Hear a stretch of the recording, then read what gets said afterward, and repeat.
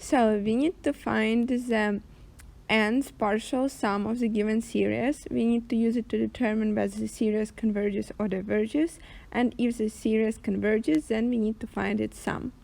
So let's start by writing down the general term of this series. So an equals the inverse cosine of 1 over n plus 1 minus the inverse cosine of 1 over n plus 2.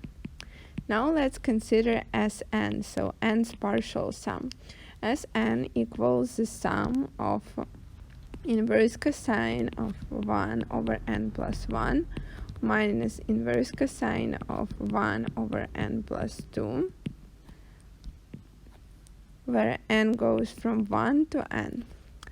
Then if we expand it, we will get that this equals the inverse cosine of 1 over 2 minus the inverse cosine of 1 over 3 plus the inverse cosine of 1 over 3 minus the inverse cosine of 1 over 4, and so on until the inverse cosine of 1 over n minus the inverse cosine of 1 over n plus 1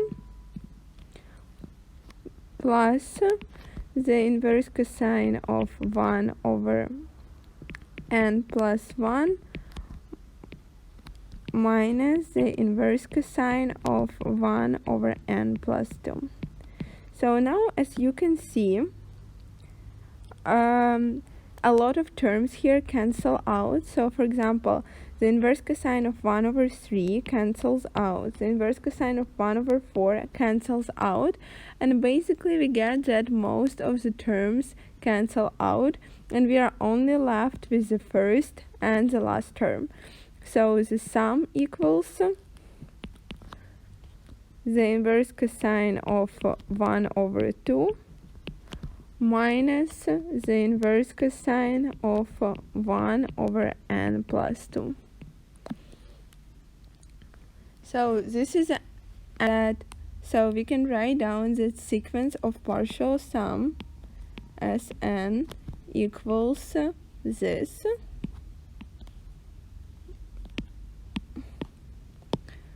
We will apply limit here, then limit of Sn, where n approaches infinity, equals limit of this expression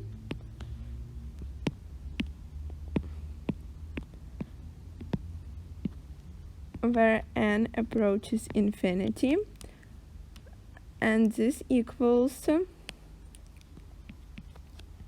limit of inverse cosine of 1 over 2 where n approaches infinity minus limit of inverse cosine of 1 over n plus 2 where n approaches infinity.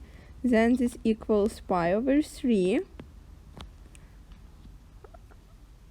minus,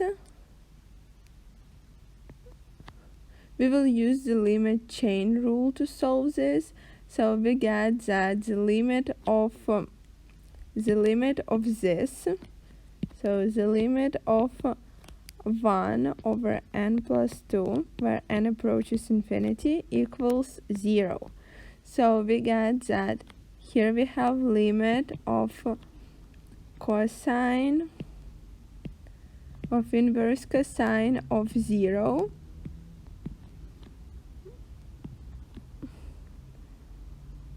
where n approaches infinity.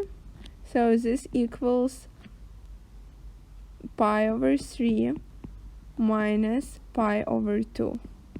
So this equals negative pi over 6. So that means that the given